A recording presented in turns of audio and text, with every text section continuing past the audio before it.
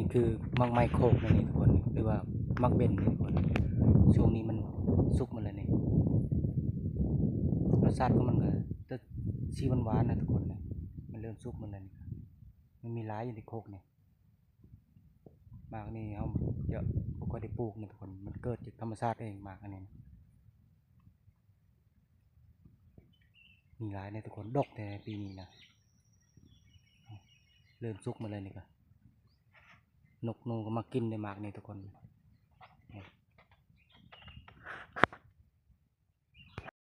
่ต้องคอยเก็บแล้วเลยนี่ทุกคนเนี่ยตัวมันสุกนี่ก็สิประมาณนี้แหละมักเบนหรือว่าบางคนเอิ้นก็มักปิ้นสลายเอิ้นก็แต่บ้านคอยละเอิ้นว่ามักเบนนะทุกคนตัวที่คอยเก็บแล้วแหละตัวนี้นะเก็บใส่ถุงใส่กับบหลายดอกเอาก็มันเทิงทงนี่แหละนี่